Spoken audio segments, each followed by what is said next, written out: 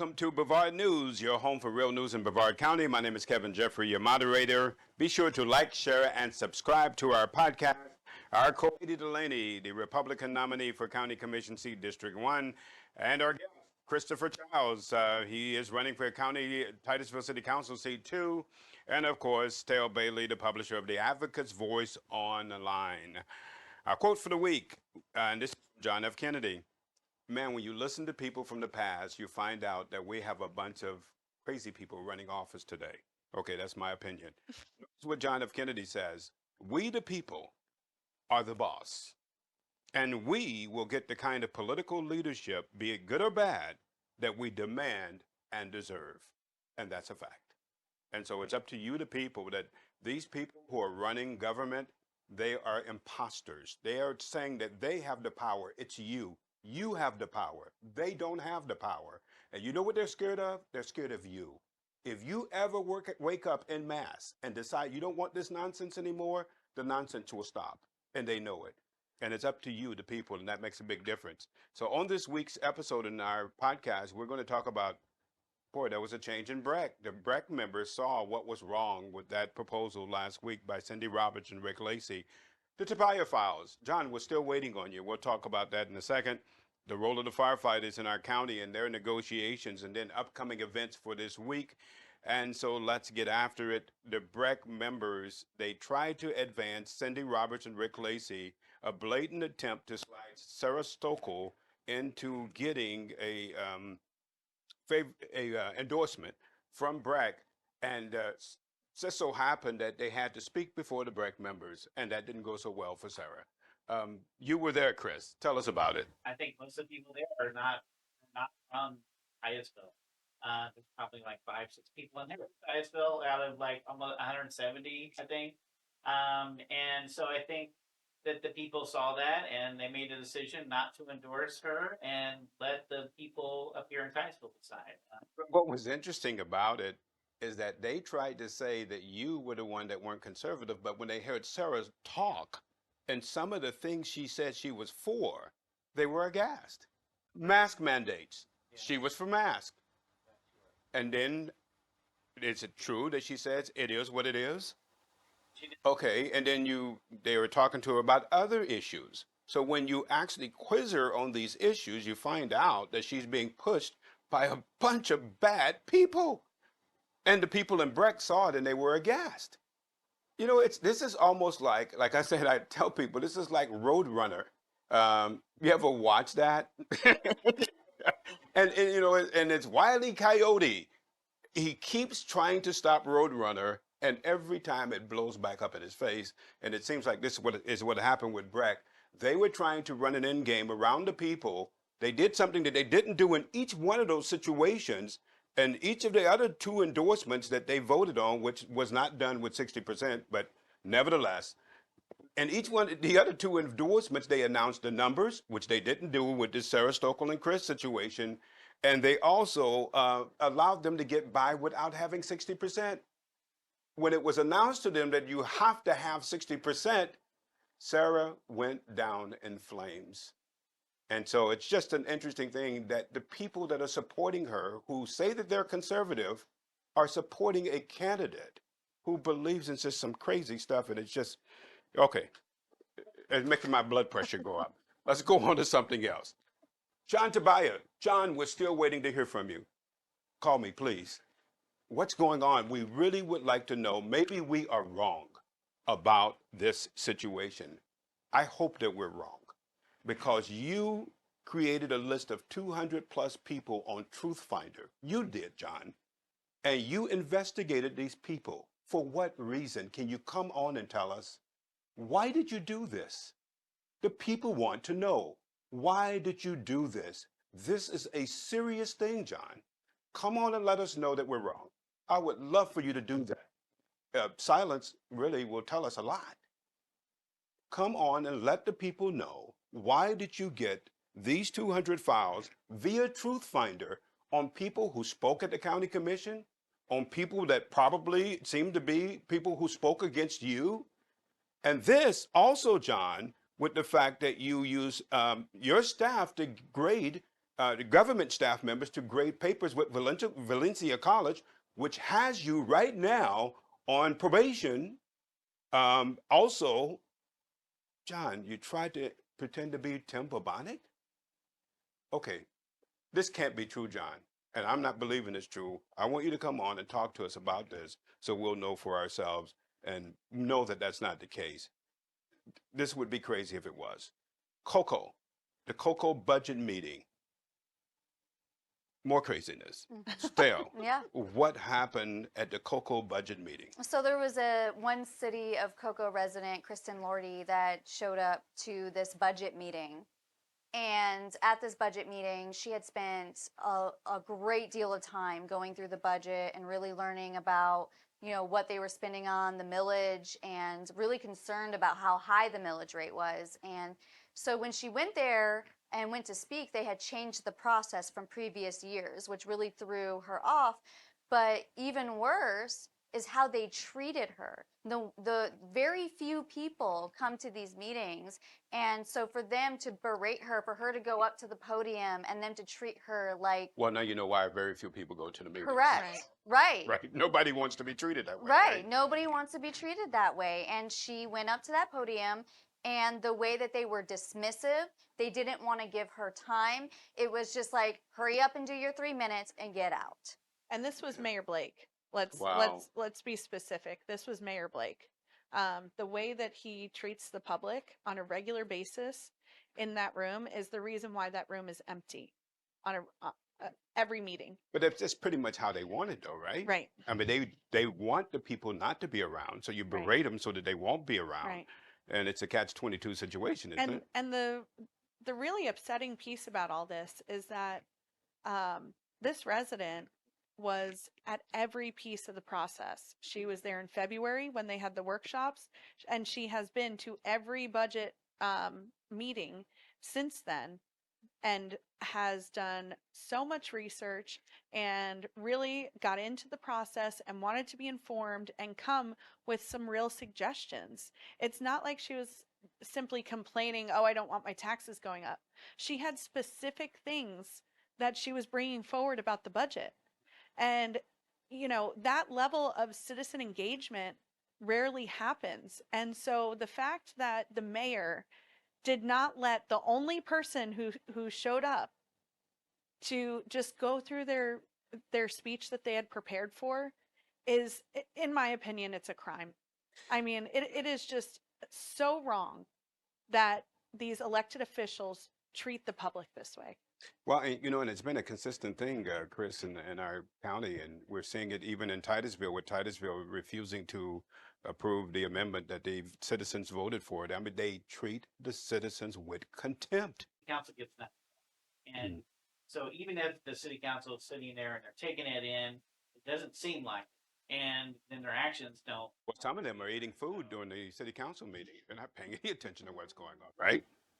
Want the respect of, hey, I'm here and I've made time to come talk to you. You could listen to me. And It's the same response I get from my wife when I'm watching a football game and she's talking to me. Yeah. Right. the people are sitting there and your boss is talking to you and you're just not paying attention, or you're not talking back to them. You're like, and the boss, tells you what to do, and then you don't say anything back to them, and then they leave. That's not. That has never happened to you, right, Stale, in any of these venues? Yes. And so, I mean, this is a real problem. And again, the only way to solve this is for people and the engagement of you, the people. As you get involved, and again, I've said it over and over again, you're the one that they're scared of. If you wake up and you actually get involved, it will scare them to death. And the reason that they're so emboldened is because they don't see as much participation as there should be. The firefighters, the negotiation meetings was this week, Katie, and what happened there? Well, unfortunately, it was a lot of the same old, same old. The county's hired attorney, Mr. Sugarman. That's his name? That's his name. Okay, no pun intended. Yeah. Okay. He basically, it seemed like he was instigating the fire union to, throw their hands up and go to impasse. And that these games that they're playing is just so wrong because it's at the expense of not only our firefighters, but our citizens. Why are they doing? What is the end game here? What is the point?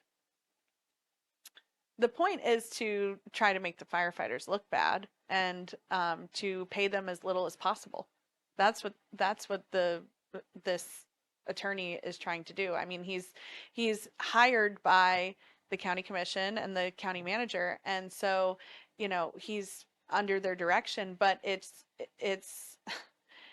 very frustrating watching this now for almost a year, of this attorney treating our heroes like this, and speaking to them with such little respect and really trying to push them into going to impasse, like I said. And luckily, our firefighters, they showed a level of professionalism. They took a breath. They didn't take the bait, and they called a caucus, and which pauses everything. Everybody can go back to their corners, and then they came back to the meeting and proceeded and started talking about other things on the contract and whatnot. And the process is still going to continue. And unfortunately, it looks like the firefighters probably won't get any help until the election, till we have a new board. Commissioner Steele did surprise everybody at the budget hearing when he advocated for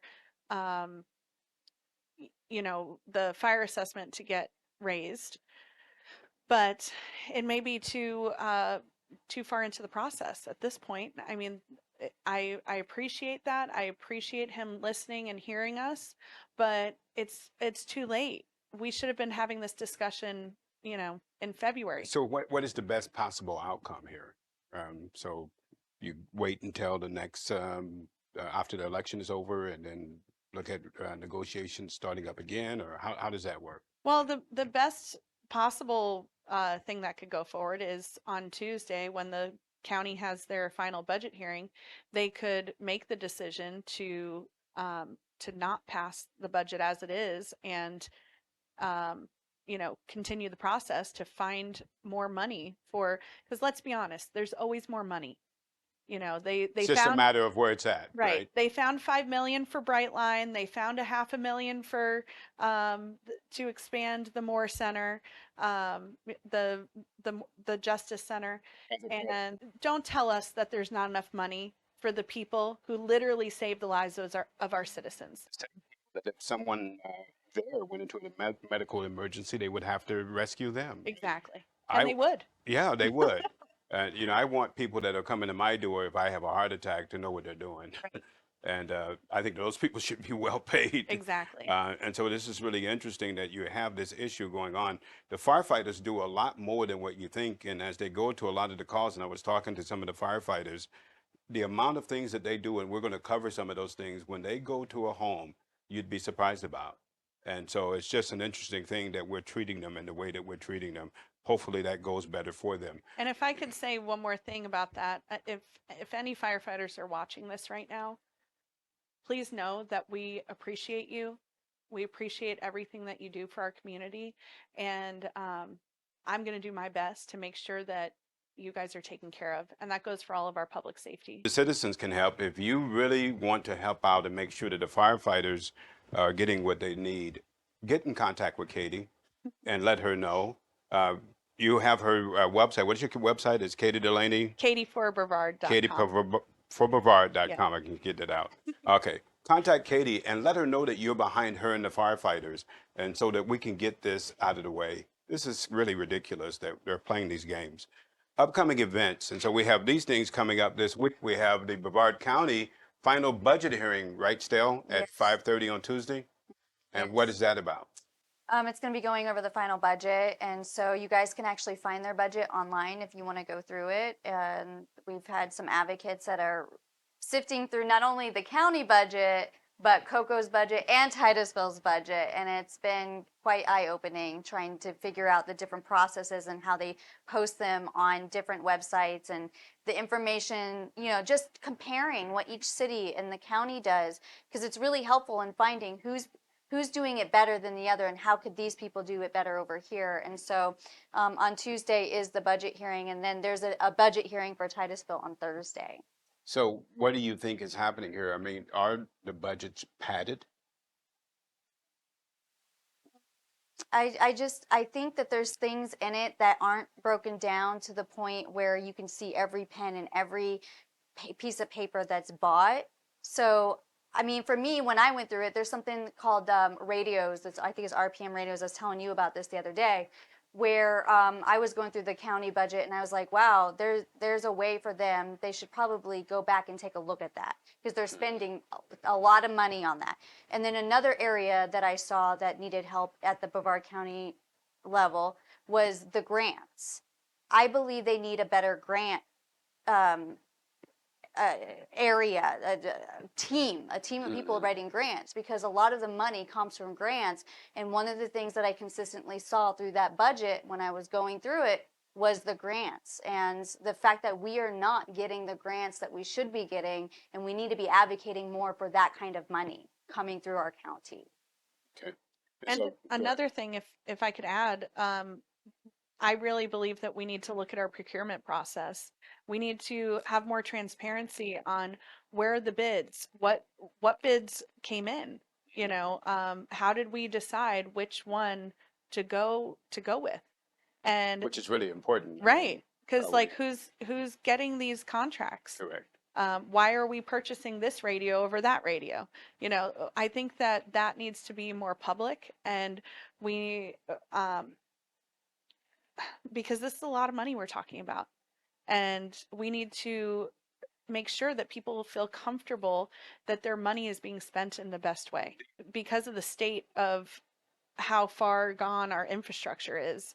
I mean, we need help from the state and federal government in Brevard County. I think it's a multitude of things. I think inflation plays a major role in it. I think that we also haven't been updating over the past 30 years like we should have been.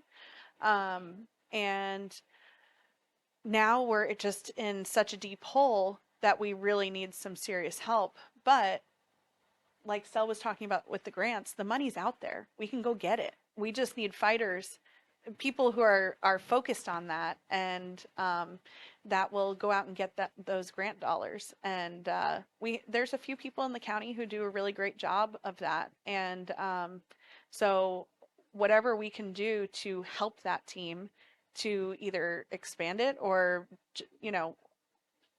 I don't know, we got to figure out something to bring more money into Brevard. And I hope that, we will be having a new congressman, which hopefully he'll be great at bringing money back from the federal government. We have our state legislature. So, and I know that I plan on tapping into going into our state legislature and saying, look, Brevard needs this, that, and the other. Send that money to us, because the tourism, the space center, the innovation that goes on in Brevard is like no other, and we need help. See, and that's the tourism dollars is another issue that we need to talk about for Right. another day. And because again, you understand, ask yourself, well, how is that money being used? And it came up with the lifeguards, and so we really need to look at that. So one more thing before we leave, the candidate forum this coming Friday, 6 o'clock. I'm confirmed, Kate's confirmed. I think the other two candidates for county commissioner are confirmed. And I think only the mayor, so Vicky and Andrew, I think for the mayor will be there.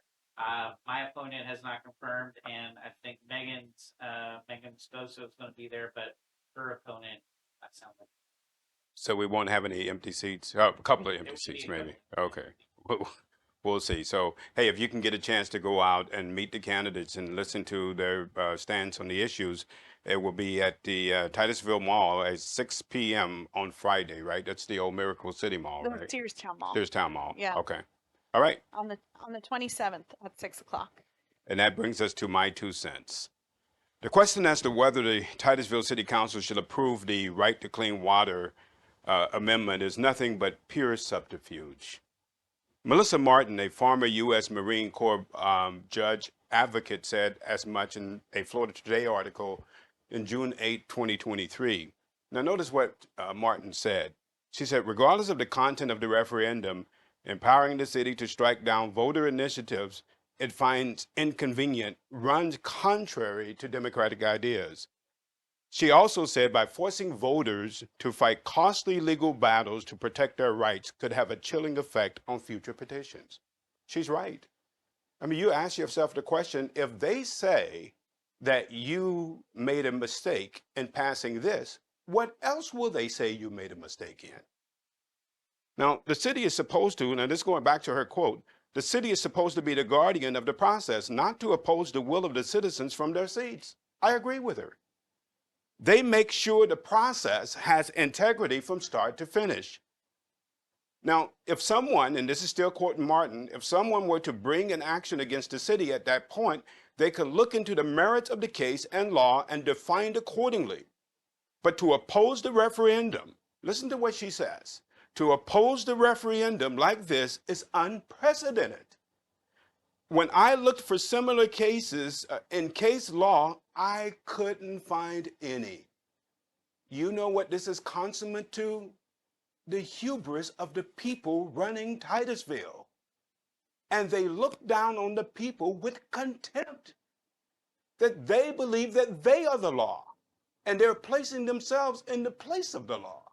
Now, I didn't say that. Look at a judge that said this. Now notice, who are you protecting? Who are you protecting? You on the city council, who are you protecting? Are you really protecting the citizens? Or are you protecting the people who are doing the polluting? That's my question to you. Who are you really protecting? Because as we saw in this article, it is not the people. And you really need to ask yourself that question and stop suing the citizens of this great city who deserve better than what you're giving them. And that's my 2 cents. Thank you for joining us on this episode of Brevard News, and you have a wonderful week, and we'll see you next time.